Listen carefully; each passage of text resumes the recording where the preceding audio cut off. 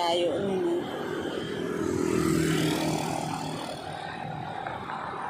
Dito na ako sa may sa may 26 Avenue. 26 Street. Taas ng mga building.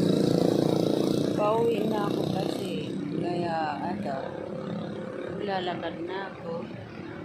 Para tagal kasi ng stoplight, naantay ko yung stoplight.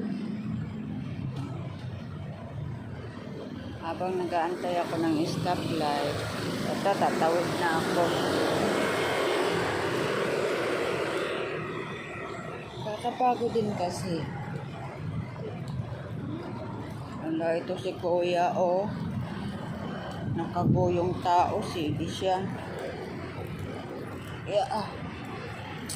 Alam nyo mga guys,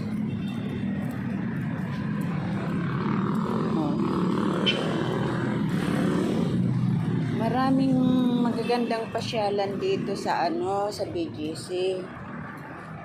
Kaso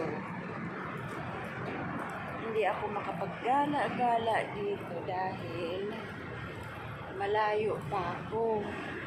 Tapos yung paa ko masakit. Hindi pwedeng magparalakad ng malayo. Kung saan ako dumadaan, pauwi ko. Saka lang ako nag-video. Ayan.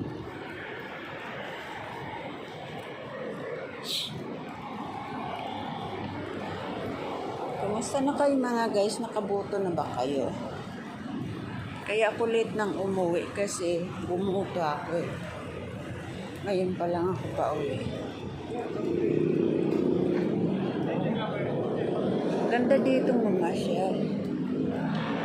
Alam na nyo ang lola nyo. Ganyan na siguro kapag lola na. Mahirap maglakad na kasi. Andito na ako, malapit na ako sa may Serendra.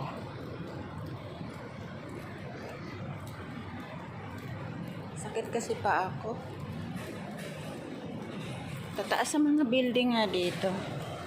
Totoo lang.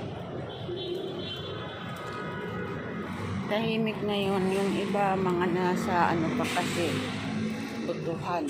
Nasa school. Ako maaga akong bumuto. Kaya